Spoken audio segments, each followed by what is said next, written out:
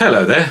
I thought I'd just spend a bit of time talking about business, retail business in particular, as that is an area, one of the areas, it's not the only area, one of the areas that's obviously having a major impact on its future with this coronavirus, other than the food industry, which should be doing relatively well, although it has to watch those costs very carefully in terms of how it's getting product to the consumer on the retail side.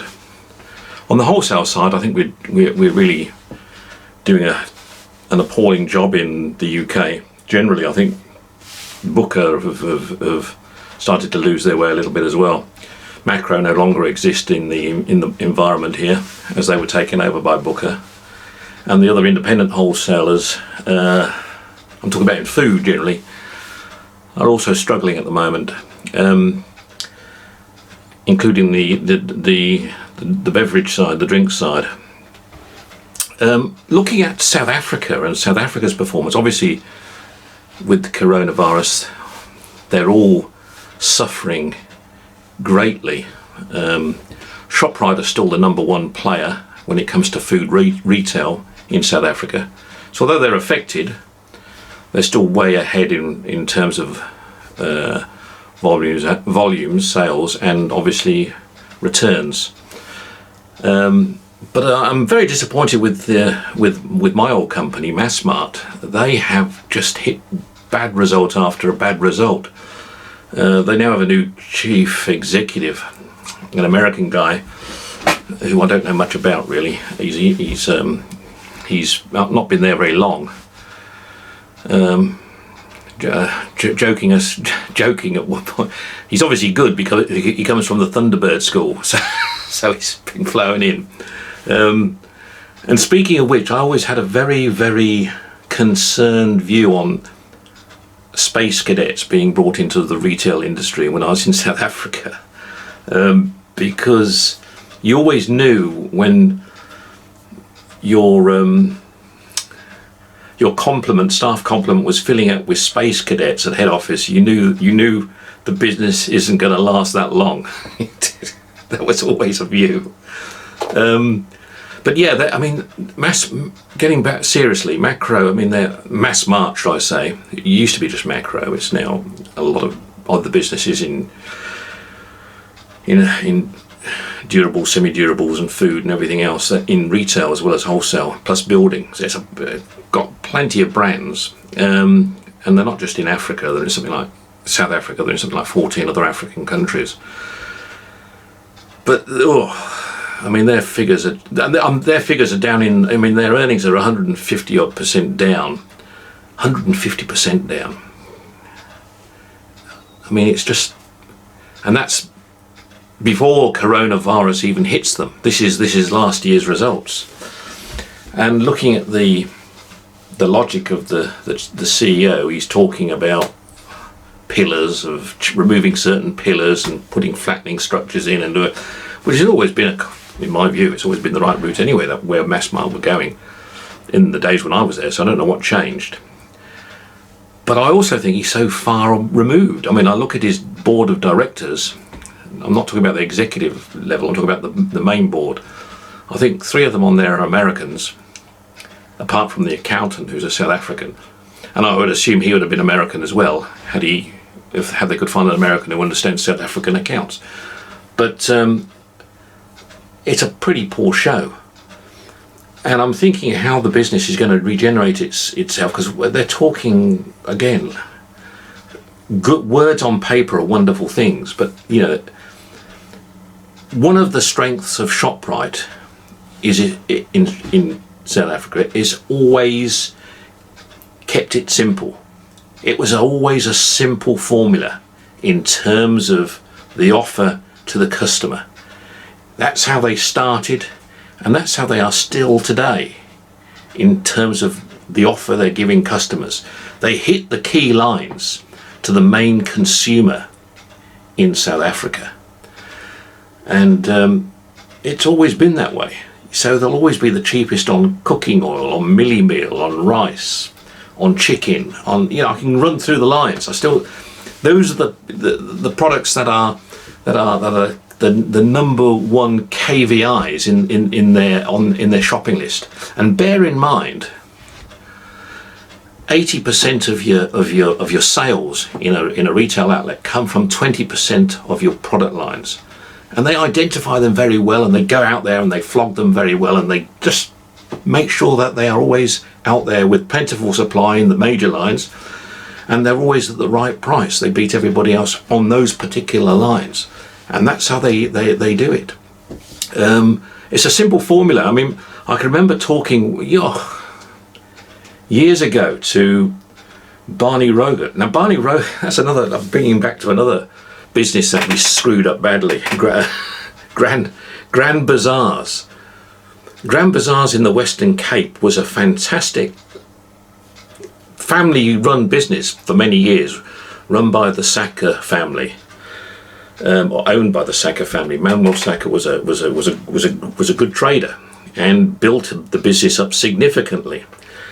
And the old story, of course, of when he got too old and retired, his son Jackie wasn't interested in retail. He was more interested in his motor cars.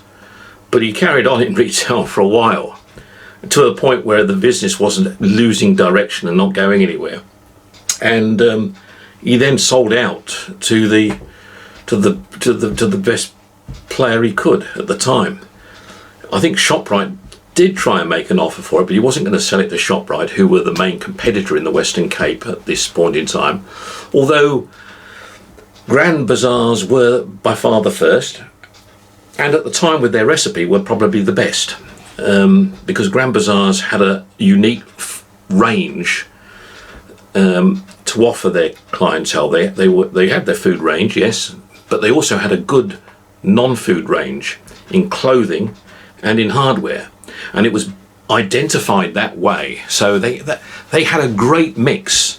So when I say their product mix of sales were very good, so their margin was much higher than a ShopRite store. A Grand Bazaar store the margin was higher because they were selling non-foods as well as food. A ShopRite will probably make a bottom line at the end of the day, after all the volume they're selling and everything else, after rent, after everything, their net profit is around 4% of sales. So Grand Bazaars was, when it was doing well, it was much higher. Barney Rogert actually was a Grand guy, a Saka man, and then he was a ShopRite man. He started ShopRite, actually, Barney, with Whitey Besson. And then, due to things I couldn't really understand, he was back in Grand Bazaars. But a very good retailer, knew his stuff. When he was in Grand Bazaars, when I was with them, he was just handling toiletries. And he reported to another Jewish guy, Norman Bernstein, another good guy, another excellent buyer who knew his stuff when it came to product and knew the Western Cape market in particular very well. Anyway, I'm rushing around from story to story here. What happened was, Jackie Saka sold Grand Bazaars, and he sold it to the Score Group. And Score, I'm not sure if Score exists anymore, but Score is predominantly Johannesburg-based small supermarket company, very much discounting. Approximately, they were only selling something like 600 grocery lines to the main market, the black market, and they were positioned in very small stores. They didn't have refrigeration or anything like that in them in the early days, and they'd position them at train terminals, bus stops, these type of places where congregations of people would always be going to work or coming home from work, and that's where the goods were sold. So their formula was very good for the market they were in. Anyway, they hadn't got a presence in the Western Cape at all. And obviously, Carlos, the chairman of the company at the time, thought it would be beneficial for Score to be involved with Grand Bazaars, hence why they bought them. And they hadn't got a person in their business who understood all the full supermarket range for selling products. So they had to buy somebody in from outside. So they bought my Xbox from Checkers, who was Mike Palmer. So he was brought in as the managing director for Grand Bazaars, and he in turn brought in all his known bodies, me being one of them. When I say known bodies, I was a manager in Checkers, and I came in as a regional manager for Grand Bazaars. Now, when I first looked at the Grand Bazaars business, and let's be clear, I was a retailer who'd been a good retailer in Checkers. I'd managed some of the most profitable stores in the group, Nelspreght being one of them, which I think I've mentioned to you before. But coming into Grand Bazaars, it was a business that looked very different to a traditional supermarket, because it had a very strong clothing range in the front of the store on hanging rails and low fixtures, and then it went into a hardware range behind it, and then it went into the food at the very back of that. So it was set up very much like a department store on a single floor, although some of the stores did have 2 floors. Well, actually one store had more than that. It had about 4 floors, and that was Montague Springs, out in the countryside. But obviously there was money that needed to be spent on freshening up the store at Grand Bazaars. But Mike Palmer's view on Grand Bazaars, but don't forget, this is a store with a company that had lots of history, lots of strength. Grand Bazaars in those days was dominant in the Western Cape. It had a pretty good strength in its cover in the northern suburbs and the southern suburbs, and it had a far bigger market reach at the time than Checkers. The player that was in the echelons of being the upmarket was Pick n Pay, who had their head office in Claremont. But Grand Bazaars was a good business, and he ended up changing it to look more like a conventional supermarket. So money was spent on fixtures and fittings. Money was spent on managers' cars. Money was spent on changing the brand name. We changed the name from Grand Bazaars to Grand Supermarkets. It was known as Grand Bazaars. He said he didn't want to run a bazaar. Bazaar sounds confusing, and it has to be disciplined, and you know how it used to be, sir. So we were converting these businesses that were flourishing in their day to become something that they couldn't become. Grand Bazaars also had a uniqueness when it was with the Sackers, because every store had its own sort of identity. Sea Point, for example, it didn't have so much of the non-food range in it because it was a tighter store, but Sea Point was a very Jewish clientele, so it had a lot more emphasis placed on its food, catering for the market it was in. So it had kosher butchery, kosher bakery. It had a lot more kosher products in the store. It served that market, and so it was conditioned that way. Whereas Maitland was very much more for the Muslim market, because that's so it had the halal bakery and it had the halal butchery and so on. So they had created identities in regions which I think is lacking today everywhere. Even in the UK, I think that lacks the sophistication of what used to be the case. Anyway, the whole process of spending a fortune on Grand Bazaars, to a point where we ripped it to pieces, made lots of pretty looking stores that were only giving half the output.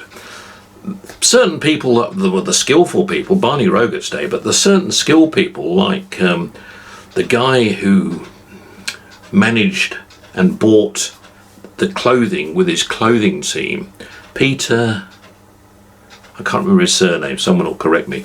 He left, So Mike Palmer, in his wisdom, thought, I'm going to get another clothing guy. And instead of going for somebody in that field who would know the market well, the CD income group market, he brings in somebody from Woolworths, Jerry Bush. Now, Woolworths is the same as Marks and Spencers in the UK. It's a premium end of retail, if you like. He brings in a guy who's from there. Now, actually, Jerry Bush, who was a good merchandise manager, a good buyer, who understood this. Obviously, I can't do things here what I do in Woolworths, because it's just not going to work in this environment. You know, in Fortricker Road, in Elsie's River, and wherever else. I'll have to, bring something that's more. But he was pulverised by Mike Palmer, who wanted a Woolworths in the Grand Bazaar. So you had all this going on as well. And it became politics. And it became a game of disarray. We would place adverts every week. They'd go out in the newspaper and they'd go in flyers. We were always having to compete with ShopRite. ShopRite would be in the paper and we would have to be in the paper. And it was always the fresh chicken, the cooking oil, the millie meal, maize meal, the rice. There was always, it had to be at least 2 to 3 of those products on the front page all the time. And it had to be at the best price in town.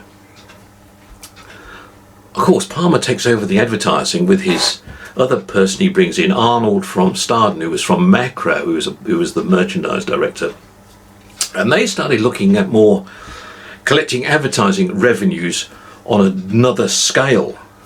In other words, they would be collecting money from suppliers.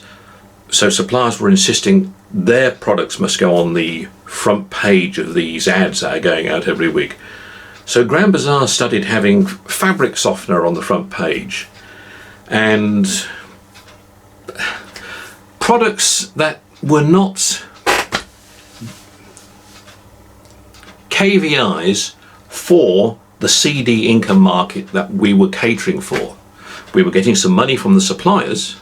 So if you're getting your income, if your revenues are going to increase through getting revenue in, but you're slowly diminishing your sales, because people are going to stop shopping in your store because they say, well, you don't cater for us, and eventually you don't have a business. So that's where it was going. I was, as a young manager, my boss, John Moody, asked me to come into a marketing meeting once and give my honest review, because he said, look, Palmer always has my ear.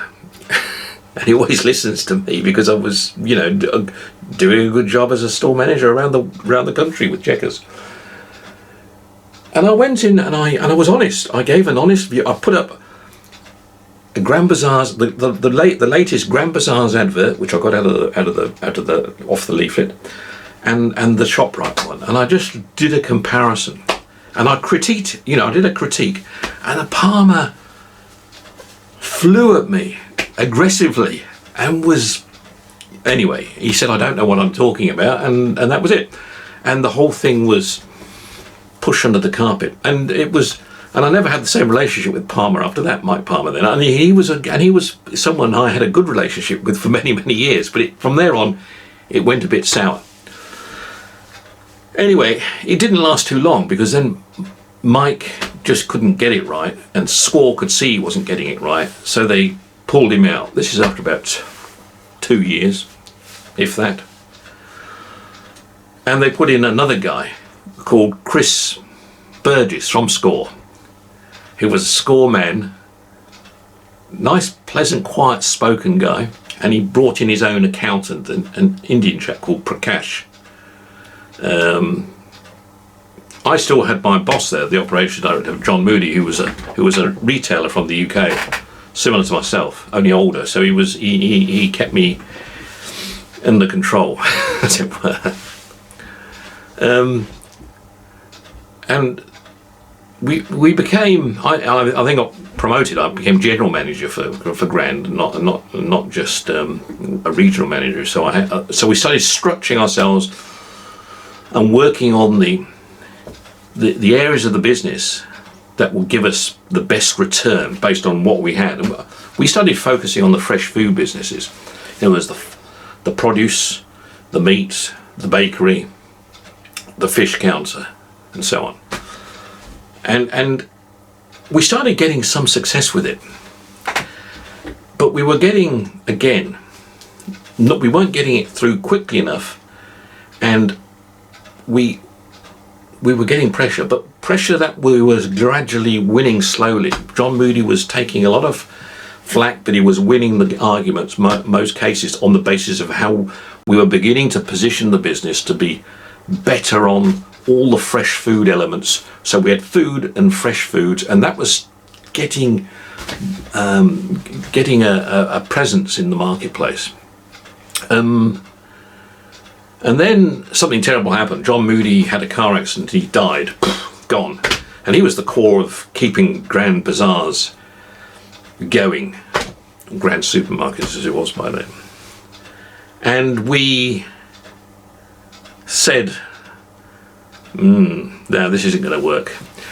Score then started managing from a head office point of view, and we were getting all kinds of different instructions. And I could sense it wasn't going to happen. And I eventually left and joined the Massmart Group. But it was a tragedy, because it was a tragedy of a good business that was swallowed up by idiots overall. And I put myself in the same, in among them, because I was there, obviously. I was part of the process, I suppose, although I was very young in the process. You can never, ever, when you take a business on like that with history and deep-rooted history, you must never forget who your customers are and what customers want. And I come back to the passion about retailing and why you can't have retailing that is just online shopping, because you can't pick up all the ingredients of what good retail business is all about. Good retail business is about understanding your customers' needs. You must understand their needs fully, and you must be able to tempt them through taste. When they're picking something up in the store or tasting, they can taste it, they can smell it. Smell, that is another important sense of what customers get. What they hear, if you're selling music, if you're selling television sets, if you're selling what you can see, what you can touch. The five senses of the human mind, body, are all key in good retailing. And a good retail business has got to be able to cover all those things. You can do some of them with online, you can't do them all with online, and that's the whole point. And a lot of retailing today has lost touch with being able to attract human senses to the right product mix. You see, once people say, "Oh, I'm only going to buy stuff online now." Yeah, well, that's fine for the stuff you know you want. Weetabix is Weetabix. But when you want to venture into avenues that are new areas, it's very difficult to go into online shopping when you're browsing in that sort of format. And you want to have your human senses stimulated with things. That's what retailing is all about. It's about stimulating those senses. The smell, the taste, the touch, the listening to it, the seeing, the presentation of it. It's all critical. And that's what retail is losing. That's what Grand Bazaars had in the early days in an abundance. It's what it had. It lost its way a little bit because of Jackie Sacker playing more on his car than doing what his dad was doing. But when when Score took it over and Mike Palmer came in and we all came in from other supermarket chains, we took away the Grand Bazaar's identity and we put in a load of crap. we put in stuff that was probably right for Checkers, or right for Pickham, or right for whoever. But it wasn't right for Grand Bazaars. And Grand Bazaar's customers didn't have an identity with what Grand Bazaar's was anymore. Coming back to ShopRite, they've always hit the nail on the head. They've always said, I'm going to give you the cheapest in chicken, rice, milli meal. I'm going to keep our basic food shopping is always going to be the cheapest in town, no matter what. Yes, I'll have other things there as well, but my basic ingredients of basic foodstuffs are always going to be the cheapest. And they built their model on that, and they've carried on building their model. They've taken over companies, they've taken over big companies. They bought out Grand, they bought out Checkers, they bought out the OK Bazaars and Hyperama. They built businesses throughout Africa to become the biggest in the land. But Barney Rogert, who was one of my colleagues in Grand Bazaars, was a creator of ShopRite in the early days with Whitey Besson.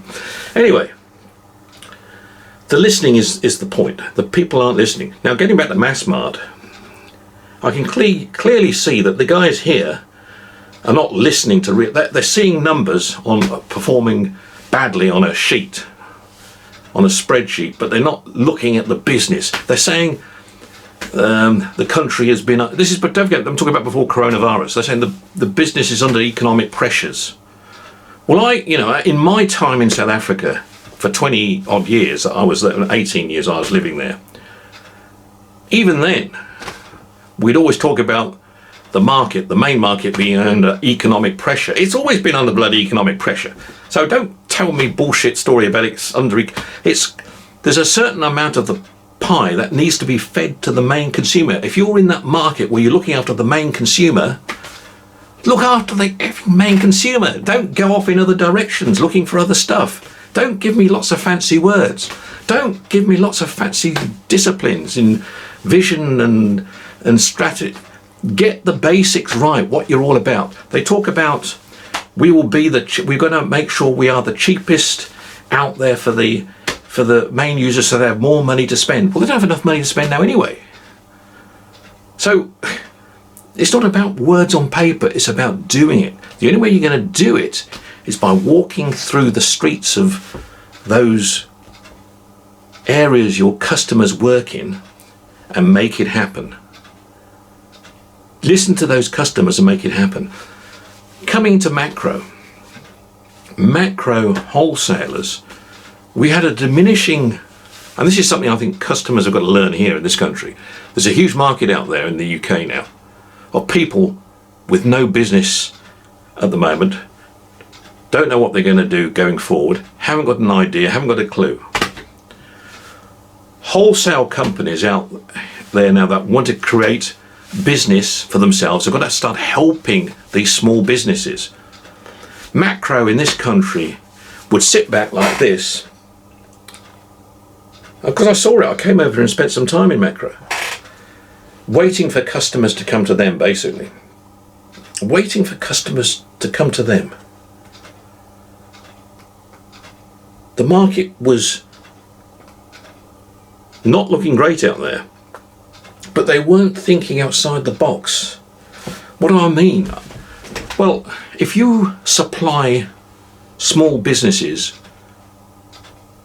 with groceries and hardware for their retail outlets to sell, and there isn't enough of them out there, then you as a wholesaler have got to create more out there. You've got to help people get started in business. You've got to give them some guidance, some advice, probably give them some terms to help them get started. It might be a market stall, it might be a kiosk, it might be a small lock-up shop, it could be anything. But what you've got to do is you've got to help them start that business. As a wholesaler, you've got to help small guys start. Don't sit there like this and say, well, I'm Macro, I'm big enough. There are not many customers out there, are there? What happened to all those customers we used to have in the old days? Oh, they've all got bought out and sold up and left or gone bust because of Tesco or whatever. All those corner shops have gone. Yeah, it's tragic. There's businesses out there that can be created. We've got to start doing that in the UK as well. That's why I talk about thinking outside the box. Thinking outside the box in business as a trader is all very important. We don't do it enough. We're all too like this, all too rigid. Don't go outside these, we're blinkered all the time. That's what we're doing. I know I'm ranting on a bit, but I see it. I see it now. I see these mistakes being made all the time. I see them being made in South Africa with our young American Thunderbird, and I see them happening here as well. Some businesses, like Pound Stretcher in the UK now, who were virtually on the fringes of just going bust just before coronavirus hit, now they're okay because suddenly they found themselves in a position to get some support from the government to prop them up a little bit while they muddle on, as it were. Some have done that. But no, guys, the whole point I make about business is identity is very important. What your market wants is very important. People are different in different areas. Mansfield is different to Chesterfield. So why have exactly identical businesses in both places? Give the Mansfield businesses more identity for their consumer in their markets. And that should apply across the country. Yes, there can be a core range of products that are going everywhere, but identity is the exciting part about what retailing is. Good retailers are doing what's right for their customers and not what's right for their idiot boss who comes in from head office.